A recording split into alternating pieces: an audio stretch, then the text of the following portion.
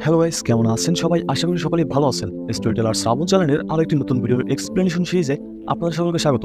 আজকে আপনাদের সাথে এক্সপ্লেইন করতে যাচ্ছি অসাধারণ একটি মালায়ালাম মুভি মালিকোট্টাই ভালিবান। তো চলুন ভিউয়ার্স, বেশি কথা না বাড়িয়ে শুরু করা যাক আজকের মুভির এক্সপ্লেনেশন। মুভির শুরুতে আমরা চিন্না নামের একটা ছেলেকে দেখতে পাই, যে তার বাবা এবং ভাইকে নিয়ে একটা গ্রামে প্রবেশ করে এবং ওই গ্রামের মানুষদেরকে চ্যালেঞ্জ করে এমন কেউ কি আছে যে তার ভাই ভালিবানের সাথে লড়াই করবে। এটা ছিল বহুকাল আগের কথা, যখন প্রতিটা গ্রামে গ্রামে কুস্তিগীরদের লড়াই চলতো এবং তাদের মধ্যে যে বিজয়ী হতো তাকে ওই গ্রামের রক্ষাকারী হিসেবে মানা হতো। কিন্তু ওই রক্ষাকারীকেও যে কেউ চাইলে চ্যালেঞ্জ করতে পারত এবং যদি তাকে হারিয়ে দিত তাহলে তার সমস্ত সম্পত্তি, অবস্থান এবং তার বউ ওই বিজয়ী হয়ে যেত। আর গ্রামের লোকজন তখন শুধু নতুন বিজয়ী পালোয়ানের সকল কথা এবং নিয়মকানুন মেনে চলত আর সব জায়গায় তার তারিফ করে বেড়াতো, যার ফলে প্রতিটা গ্রামে গ্রামে ওই নতুন বিজয়ীর নাম ছড়িয়ে পড়তো এবং দেশে বিদেশে সে বিখ্যাত হয়ে উঠত। ভালিবানের জীবনের লক্ষ্যই ছিল এমন একজন বিখ্যাত পালোয়ান হওয়া, আর এই পালোয়ানগিরি তাকে শিখিয়েছে তার গুরু আইয়ানার। আইয়ানার ছিল ভালিবানের পালক বাবা। সে ছোটবেলা থেকে ভালিবানকে লালন পালন করে মানুষ করেছে এবং নিজের মতো করে ট্রেনিং দিয়ে একজন সাহসী পালোয়ান তৈরি করেছে। আর এদিকে চিন্নায়ন তার নিজের ছেলে হওয়া সত্ত্বেও সে কখনো তাকে লড়াই বিদ্যা শেখায়নি। আর এই পুরো বিষয়টার মধ্যে একটা টুইস্ট রয়েছে, যেটা আমরা মুভির সেই দৃশ্যে দেখতে পাবো। এখানে চিন্নায়ন এসে এই গ্রামের রক্ষাকারী পালোয়ানকে চ্যালেঞ্জ করে তার ভাই ভালিবানের সাথে লড়াই করার জন্য, যেটা শুনে সেখানে থাকা একজন এই গ্রামের রক্ষাকারী পালোয়ানকে ডেকে আনে এবং ভালিবানের সাথে তার লড়াই শুরু হয়ে যায়। কিন্তু ভালিবান তাকে মুহূর্তের মধ্যেই হারিয়ে দেয়, যার কারণে গ্রামের লোকজন ওই পুরনো রক্ষাকারীকে গ্রাম থেকে বের করে দেয় এবং তার সমস্ত সম্পত্তি আর বউ ভালিবানের হয়ে যায়। আর সমস্ত গ্রামে গ্রামে ভালিবানের এই নতুন বীরত্বের কথা ছড়িয়ে পড়ে। এদিকে ভালিবানের স্বপ্ন ছিল অনেক বড়, তাই সে এই গ্রামে কিছুদিন থাকার পর নিজের বীরত্বের প্রমাণ দেওয়ার জন্য আবার একটা নতুন গ্রামের উদ্দেশ্যে বেরিয়ে পড়ে। পরের সিনে দেখা যায় আইয়ানার একজন বৃদ্ধ মহিলার সাথে কথা বলছে। সে ওই মহিলাকে বলে, আমি আমার ছেলে চিন্নায়নকে নিয়ে অনেক গর্ববোধ করি। তখন ওই বৃদ্ধ মহিলা তাকে জিজ্ঞেস করে ভালিবানকে নিয়ে তোমার মতবাদ কি, যেটা শুনে আইয়ানার তাকে বলে, ভালিবান হচ্ছে একজন চমৎকারী রাজা যে আমার সমস্ত স্বপ্ন সত্যি করবে। এরপর সিন শিফট হয় এবং দেখা যায় ভালিবান যাত্রা করতে করতে একটা রাজমহলে এসে পৌঁছায়। এখানকার লোকেরা ভালিবানের বীরত্ব সম্পর্কে খুব ভালোভাবেই জানতো, যার কারণে মহলের সবাই তার অনেক খাতির যত্ন করে। আর সময়ের সাথে সাথে এই রাজ্যের রাজকুমারীকে ভালিবানের পছন্দ হয়ে যায় এবং তারা একসাথে কিছুটা সময় কাটায়। কিন্তু ভালিবান তার লক্ষ্যে পৌঁছানোর জন্য রাজমহল এবং রাজকুমারীকে রেখে আবারও তার নতুন গন্তব্যে ছুটতে থাকে। আর এভাবে চলতে চলতে সে একটা মেলায় গিয়ে পৌঁছায় এবং সেখানে রাঙ্গারানী নামে একজন নাচনেওয়ালি বাইকে দেখে সে পুরো মুগ্ধ হয়ে যায়, যার কারণে সে তার সাথে কথা বলার জন্য ড্রেসিং রুমে যায়। কিন্তু সেখানে রাঙ্গারানীর পরিবর্তে তার সেবক রাঙ্গানাথ চলে আসে। এরপর রাঙ্গারানীর নৃত্য পরিবেশন শুরু হয়ে যায়। কিন্তু এমন সময় জামাত খান নামে একজন রাজা এসে রাঙ্গারানীকে বিরক্ত করতে শুরু করে, যেটা দেখে ভালিবান মঞ্চে উঠে পড়ে। এরপর ওই রাজাকে ধরে একটা আছাড় মারে এবং রাঙ্গারানীকে বাঁচিয়ে নেয়। আর রাঙ্গারানী ভালিবানের এমন সাহস দেখে পুরো মুগ্ধ হয়ে যায়, তাই জামাত খানের ময়ূরের মুকুট ভালিবানকে পরিয়ে দেয়। এরপর ভালিবান যখন সেখান থেকে যেতে নেয় তখন জামাত খান এসে তার পথ আটকায় এবং তাকে বলে, তুমি নিজেকে নিয়ে অনেক অহংকার করো তাই না? তাহলে আমি তোমাকে চ্যালেঞ্জ দিচ্ছি আমার রাজ্যের পালোয়ানের সাথে লড়াই করার জন্য। যদি তুমি সত্যি একজন সাহসী পালোয়ান হয়ে থাকো তাহলে আমার এই চ্যালেঞ্জ অবশ্যই গ্রহণ করবে। এখানে ভালিবান অনেক স্বাচ্ছন্দ্যের সাথে জামাত খানের চ্যালেঞ্জ অ্যাকসেপ্ট করে নেয়, কারণ তার লক্ষ্যই তো ছিল প্রতি গ্রামে গ্রামে ঘুরে সেখানে বিখ্যাত হওয়া। যার কারণে তারা আর দেরি না করে জামাত খানের গ্রামের উদ্দেশ্যে রওনা দেয় এবং রাস্তায় তাদের সাথে জামাতদি নামের একটা মেয়ের দেখা হয়ে যায়। সে ছিল জামাত খানের রাজ্যের একজন প্রজা। আর ভালিবানরা যেহেতু তাদের রাজ্যে যাচ্ছে তাই জামান্তি তাদের কাছে লিফট চায়। এরপর ভালিবান জামান্তিকে সাথে নিয়ে সামনে এগোতে লাগে। আর একটা পর্যায়ে তারা ওই গ্রামে এসে পৌঁছায় এবং ভালিবান জামাত খান আর তার পালোয়ান মারানের সাথে দেখা করে। পরদিন তাদের লড়াইয়ের সময় নির্ধারণ করে। রাতের বেলা চিন্না যখন তাদের খাবার আনার জন্য যায় তখন সেখানে ওর আবারও জামান্তির সাথে দেখা হয়ে যায়। তাই ওরা দুজনে একে অপরের সাথে কথা বলতে শুরু করে। এখানে জামান্তি চিন্নাকে বলে, মালানকে হারানো একদমই মুখের কথা নয়। তখন চিন্না তাকে বলে, তুমি আমার ভাইকে চেনো না, চিনলে এমনটা বলতে না, দেখবে কাল আমার ভাই ঠিকই জিতবে। তখন জামান্তি তাকে বলে, আচ্ছা ঠিক আছে, যদি তোমার ভাই কালকে জিতে যায় তাহলে আমি তোমাকে একটা কিস দেবো। অন্যদিকে দেখা যায় ভালিবান একজন বৃদ্ধ লোকের পাশে বসে আছে। আর এই বৃদ্ধ লোক তাকে বলে, আমি কোনো এক সময় অনেক ভালো একজন পালোয়ান ছিলাম, দেশি বিদেশের অনেক বড় বড় পালোয়ানকে টক্কর দিয়ে আমি বিজয়ী হয়েছিলাম। কিন্তু আমি যখন এই গ্রামে মালানের সাথে লড়াই করার জন্য আসি তখন এই গ্রামের লোকজন ছলনা করে আমাকে একটা নেশাদ্রব্য পান করে দিয়েছিল, যার কারণে মালানের সাথে ওই লড়াইয়ে আমি হেরে যাই এবং মালান আমার পা ভেঙে দেয়। সেই থেকে আমি এই অবস্থায় পড়ে রয়েছি। পরের দিন ভালিবান লড়াইয়ের মঞ্চে যায় এবং জামাত খানকে বলে, আমি যদি এই লড়াইয়ে জিতে যাই তাহলে তোর অর্ধেক চুল আর অর্ধেক দাড়ি কাটতে হবে এবং গালার পিঠে বসে পুরো গ্রামে চক্কর লাগাতে হবে। এদিকে জামাত খানেরও পুরো বিশ্বাস ছিল তার পালোয়ানের উপর, তাই সে ভালিবানের এই চ্যালেঞ্জ অ্যাকসেপ্ট করে নেয়। কিন্তু এখানে লড়াই শুরুতেই মালান ভালিবানের উপর পিছন থেকে আক্রমণ করে, যেটা থেকে ভালিবান বোঝা যায় মালান লড়াইয়ের নিয়মকানুন না মেনেই লড়াই করছে। তাই সে সাবধানতার সাথে লড়াই করতে থাকে। এখানে দুজনের মধ্যে খুব ভয়ঙ্কর ফাইট হয়, কিন্তু এক পর্যায়ে ভালিবান মালানকে হারিয়ে দেয় এবং লড়াইয়ের মঞ্চটা ভেঙে দেয় আর বলে, যেখানে লড়াইয়ের নিয়মকানুন না মেনে শুধু জেতার লড়াই চলে সেই মঞ্চ আমি রাখবো না। এরপর জামাত খানের অর্ধেক চুল এবং অর্ধেক দাড়ি কেটে উলঙ্গ করে গাদার পিঠে বসিয়ে পুরো গ্রাম ঘোরানো হয় আর পরিশেষে তাকে এবং মালানকে গ্রাম থেকে বের করে দেওয়া হয়। কিন্তু জামাত খান যেতে যেতে প্রতিশ্রুতি নেয় যে সে একদিন না একদিন ঠিকই ভালিবানের কাছ থেকে এসবের প্রতিশোধ নেবে এবং রাগের মাথায় সে মালানকেও মেরে ফেলে। অন্যদিকে জামান্তি তার ওয়াদা পূরণ করে ফেলে, যার কারণে চিন্না আস্তে আস্তে তার প্রেমে পড়তে শুরু করে। তাই এখান থেকে ফিরে যাওয়ার সময় চিন্না খুবই দুঃখী হয়ে পড়ে। তখন ভালিবান এই বিষয়টা বুঝতে পারে যে চিন্না জামান্তির প্রেমে পড়েছে, তাই সে চিন্নাকে বলে জামান্তিকেও তাদের সাথে নিয়ে আসতে। তখন আইয়ানার ভালিবানকে এমনটা করতে বারণ করে।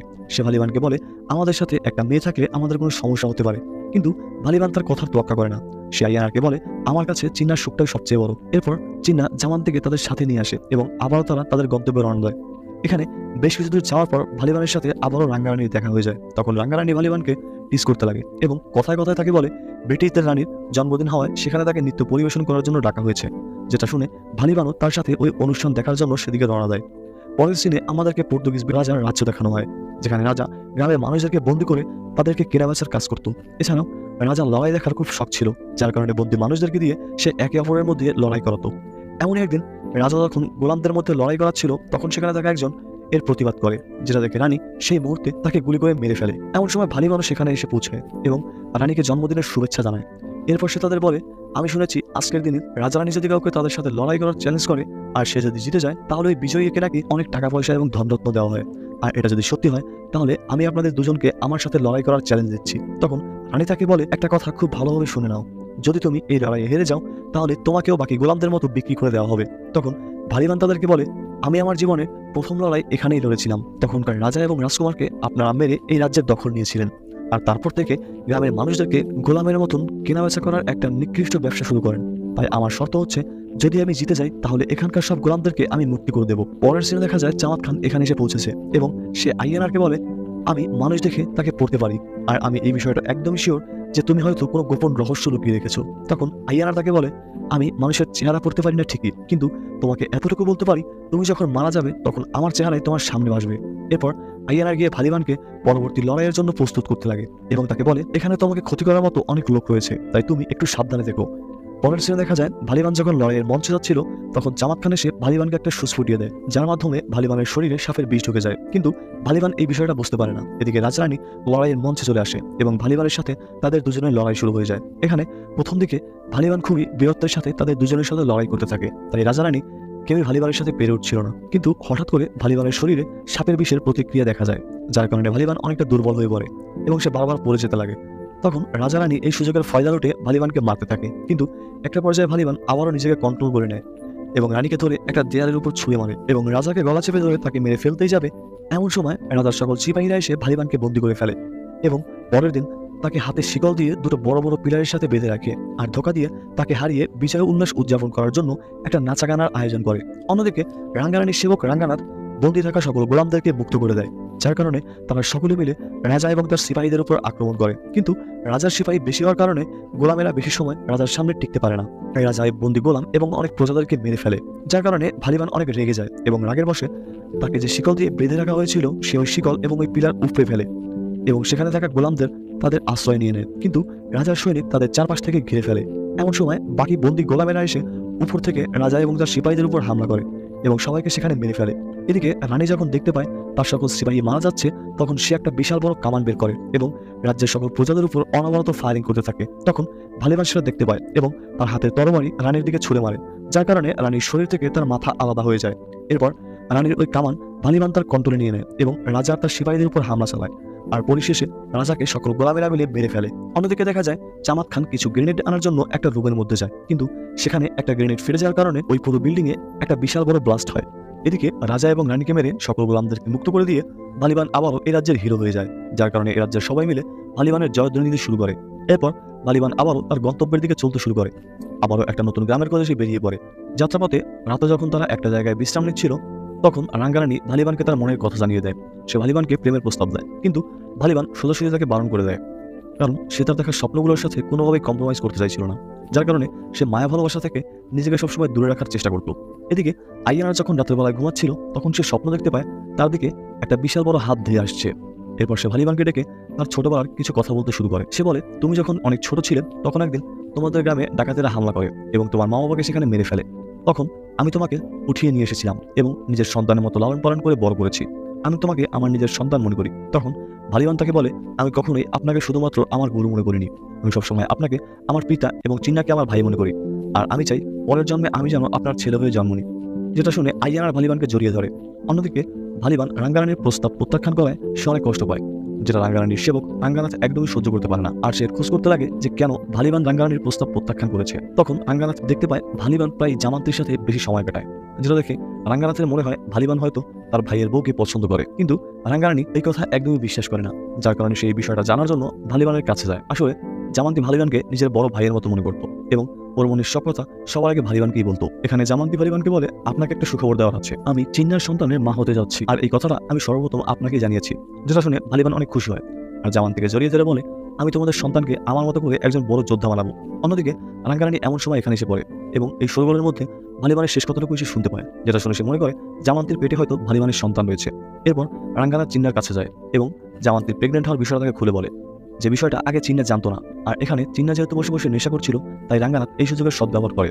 সে চিন্নাকে জামান্তি এবং ভালিবানের বিষয়ে অনেক উল্টাপাল্টা কথা বানিয়ে বলে, যেগুলো শুনে চিন্না রাগের বসে ওই মেলার মধ্যে চলে যায় যেখানে ভালিবান এবং জামান্তি ছিল।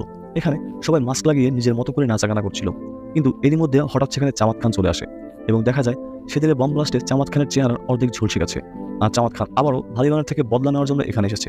এদিকে ভালিবানের একটু সন্দেহ হতে লাগে যে এখানে এমন কেউ আছে যে তাদের কোনো ক্ষতি করতে পারে, যার কারণে সে জামান্তিকে খুঁজতে শুরু করে।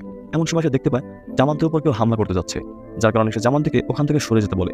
কিন্তু এখানে অনেক শোরগোল হওয়ার কারণে জামান্তি তার কথা কিছুই বুঝে উঠতে পারে না, আর এই সুযোগে কেউ একজন তাকে চাকু মেরে দেয়। তখন ভালিবান দৌড়ে জামান্তির কাছে চলে আসে এবং দেখতে পায় মাস্ক পরিহিত একজন লোক হাতে চাকু নিয়ে সেখান থেকে পালিয়ে যাচ্ছে, যেটা দেখে ভালিবান তৎক্ষণাৎ ওই লোকের পিছু নেয়। কিন্তু সেখানে প্রচন্ড ভিড় থাকার কারণে ওই লোক সেখান থেকে পালিয়ে যায়। তখন ভালিবান তাকে এদিক সেদিক খুঁজতে লাগে।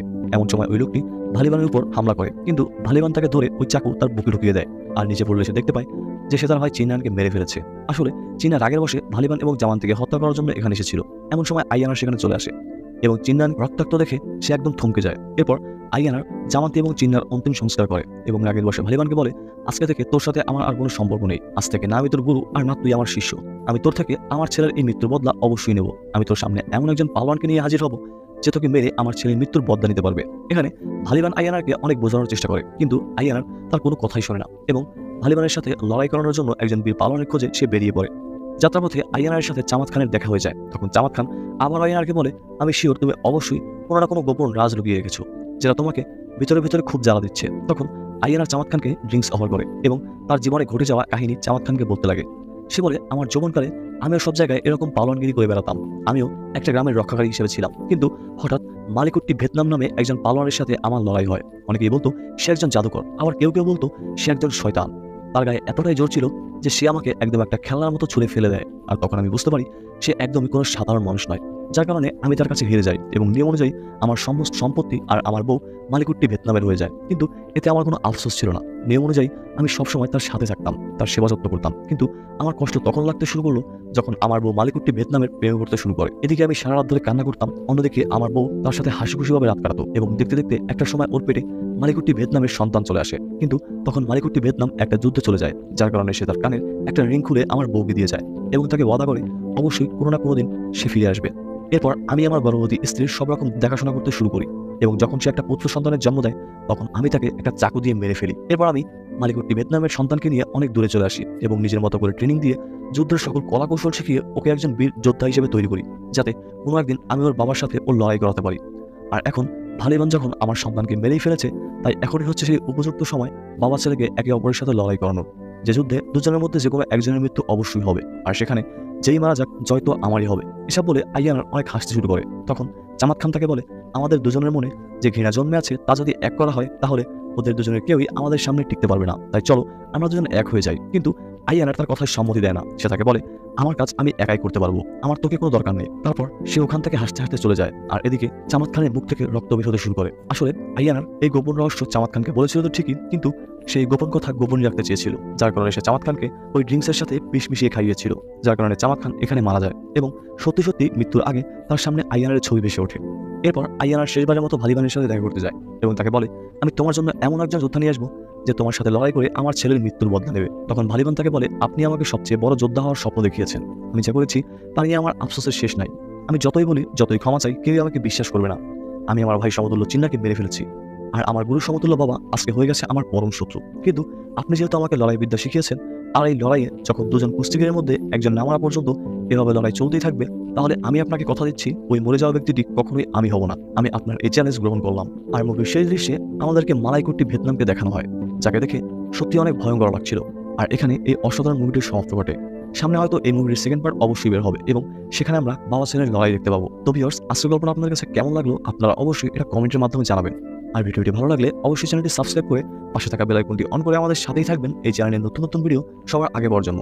তো ভিউয়ার্স, আজকের মতো এতটুকুই। সবাই ভালো থাকবেন, সুস্থ থাকবেন। আল্লাহ হাফেজ।